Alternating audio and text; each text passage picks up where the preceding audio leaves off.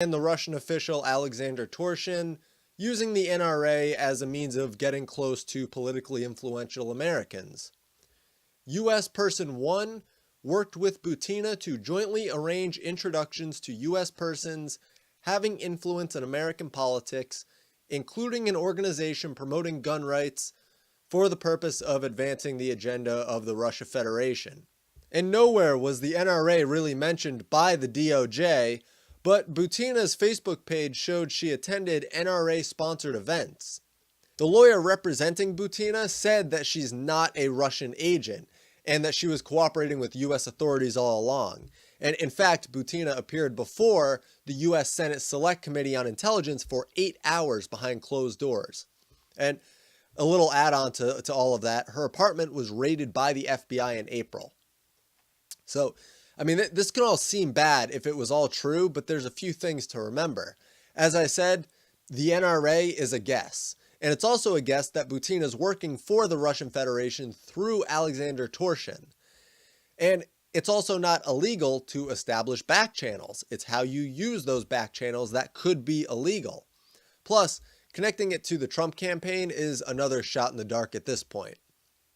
Now, if there was ever a time for me to clarify my bias and to set forth my goal so you all can see it, now is the time to do that. And I've done this before, but I want to make sure that every single person watching this is aware of where my biases lay, and you can decide if that makes me credible or not. And the first point to make is that every single person alive has a bias. If you have a value structure, which you do, then you have a bias. The argument is over the degree to which that bias has an effect on rational decisions that you make. I mean, you'll remember this was an issue that I raised with the Peter Strzok hearing. It wasn't an argument over whether or not he had bias. It was how his bias affected everything.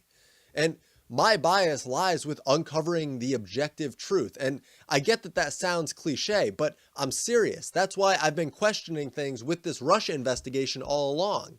And it's why I say that we need to investigate certain things more.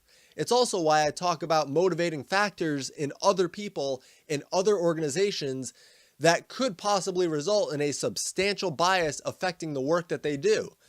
So I'm going to lay out this Russia scenario as blatantly as possible and let you all know where things truly stand based on the scope of research that I've done to try to cover the bases as fully as possible and get as close to the objective truth as I possibly can and the objective reality of what really happened.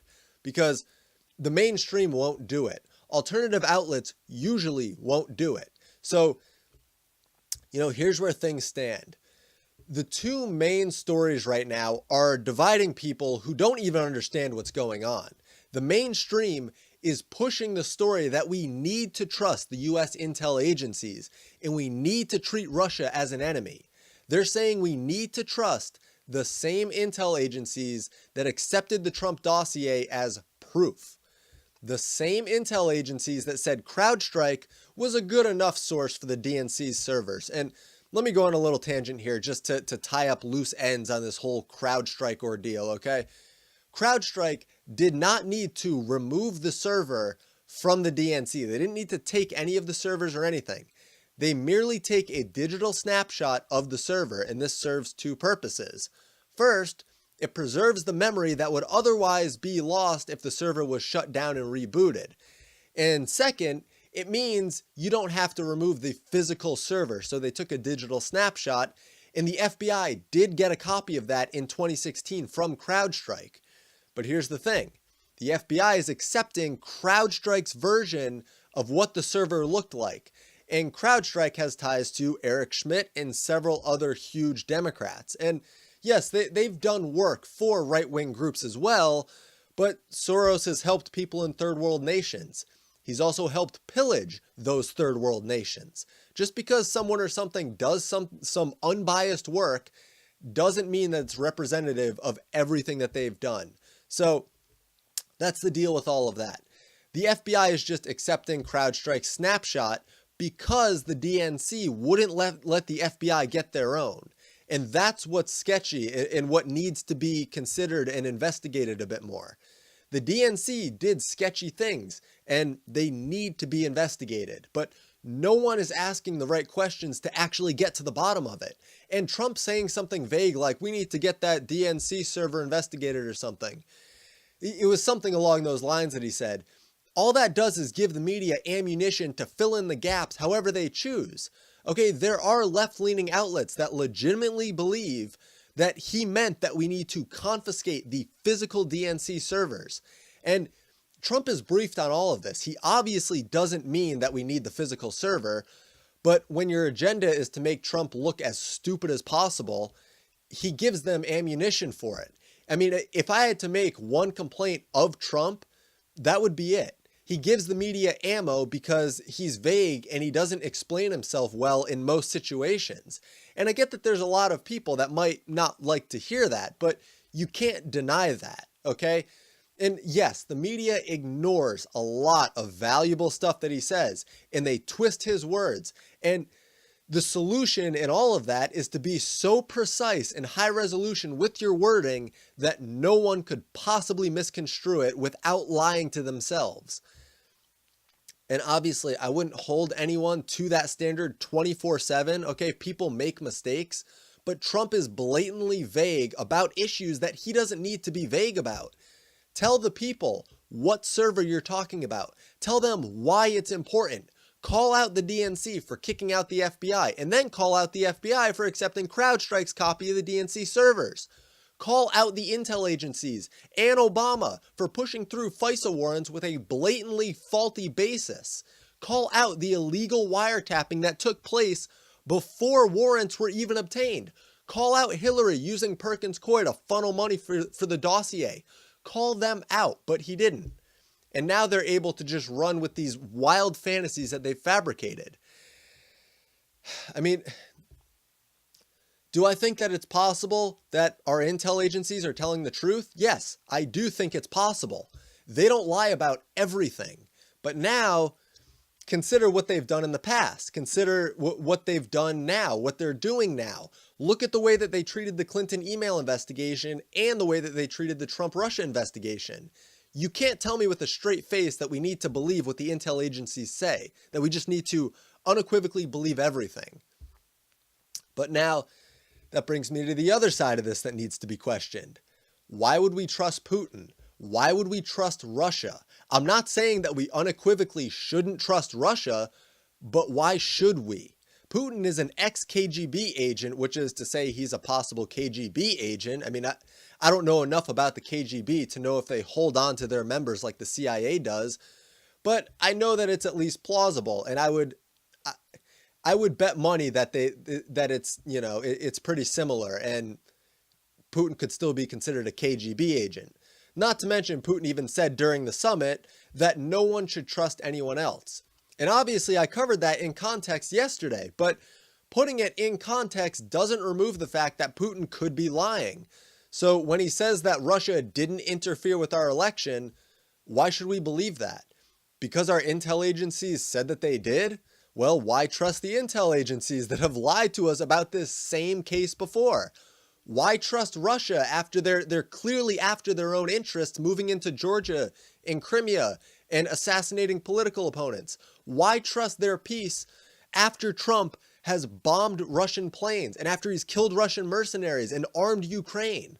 I mean, all of this needs to be questioned. And I personally am incapable of accessing the classified documents and the servers that I'd need to actually answer these questions. So if you read something from someone who sounds dead set that they know exactly what happened and they've just got it all figured out, just know that they're filling in gaps with their own bias at some point. The Daily Beast has no idea. HuffPo has no idea. CNN has no idea. And right-wing sites claiming that they know exactly what happened with the Trump campaign in Russia also have no idea. But here's the thing. I've read both sides, okay? And both sides can be clickbaity. Both can assume things. Both do assume things. But something that I found far more often than not with right-leaning sites is that they tend to question things more than just assume. Obviously, it's anecdotal and you can find some fringe sites that just assume everything. and turn the whole ordeal into a conspiracy theory. But I'm talking on average, okay? And I'm not even going to name some sites that I'm thinking of at the moment, because someone looking for any excuse to discredit me will absolutely use it against me by cherry picking something from some right-wing site and then comparing it to something from a left-wing site and saying that I'm nuts. But anyways, I think I covered the current state of the Russia case pretty well, or rather it covers the basics of what is now being talked about and how it's all being treated. So now let's get into some information that you actually came here for. Maria Butina is being raked over the coals because a grand jury's indicted her. Butina also allegedly bragged about putting members of the Trump campaign in touch with the Kremlin. And the man Butina was working for, allegedly Alexander Torshin, tried to interview Trump at the NRA's 2016 convention, but he didn't get it. All he could do was talk to Trump Jr. briefly. But again, there's no proof right now that Torshin was the man Butina was trying to gain influence for. It's also not proven that the NRA is the organization that they infiltrated. And her court hearing is today, and they're claiming she had contact with the Russian FSB intel agency consistently since she got to the US in, I believe it was 2015. But we'll have to wait to see Butina's rebuttal, because at the time of recording this video, all that's been released is the court document accusing her of certain things. But if we're going to hammer people for interfering in our election, there's some obvious points that have just been overlooked, particularly by the mainstream media and the leftist alternative outlets that have an agenda. Or you get some leftist alternative outlets that'll say that they've debunked this certain aspect of some far out conspiracy theory. And they did the same thing saying that, Obama never wiretapped Trump. And then a week later, they're saying, oh, I guess it happened, but just ignore everything we said before. So anyways, the first thing you got to ask is, why is the media so upset about Russia, but they don't even care that James O'Keefe released footage of powerful Democratic Party agents saying that they start shell companies and give illegal immigrants fake work receipts from these companies so that they can vote. And they have several shell companies all over the country, so they can get one person multiple work receipts from multiple states so that they can be bussed around voting from state to state. I mean, the guy in the video admitted that the Democrats have been doing this for 50 years and no one cares. Obviously we care, but no one who has the power to do anything about it cares. Second, why are we overlooking Clinton colluding with a GCHQ agent? That would be Christopher Steele. And third, why are they overlooking Putin's comment about Bill Browder when Putin said Browder's associates sent Clinton $400 million and Browder was a high-level investor in Russia who's now adamantly anti-Putin? Why are they taking Browder's word that it never happened? And I could keep going, but I'll just give one more example of something the media is just straight up overlooking. So that meeting between Natalia Veselnitskaya, Trump Jr., Jared Kushner, Carter Page, I think Paul Manafort was also supposed to be there, but I think he either had to leave early or he couldn't make it. But how did Natalia Veselnitskaya get into the country? She wasn't here legally, so how did she get into Manhattan? Oh, that's right. Obama's FBI and DOJ got her in, and no one seems to want to question that. That's Obama-Russian collusion. And the point of highlighting all of these things that the media just conveniently overlooked is just so you can see the blatant bias that they spew daily. I don't have the ability to cover every news story, so if I omit a story, the reason is usually time-related. It would be very hard to make the case that I ignore a huge story because it doesn't conform to whatever agenda someone wants to attribute to me. But with the media, come on, you have tons of people formulating stories all day, every day, and you're telling me that nobody could investigate any of the points that I brought up. It's not a coincidence. They know what they're directing at people, and it's all carefully sculpted. They know the kind of inflammatory headlines that they use to make Trump seem stupid and corrupt and careless. They know the kind of hatred that they instigate against Trump and his supporters. And I mean, the best piece of advice that I can give when discussing politics in this kind of environment is that you need to call balls and strikes. If Trump does something good, praise him and be ready to defend it. Have your values that you are aware of and that you have reconciled with reality and logic. I mean, if he does something bad or even says something stupid or too vague, don't be afraid to say, hey, maybe that wasn't a smart thing to say. And if there's a defense for it, such as saying, well, you have to understand what he really meant here because perhaps he was careless with his words again. And you know that in context, he's right, but for the headliners, he's wrong, okay? And then, point that out and offer as much reality as you possibly can to people. Offer as much knowledge as you can give on a certain subject. And one last thing that I want to touch on with this is Guccifer 2.0. He was indicted by Mueller's team for hacking the Democrats.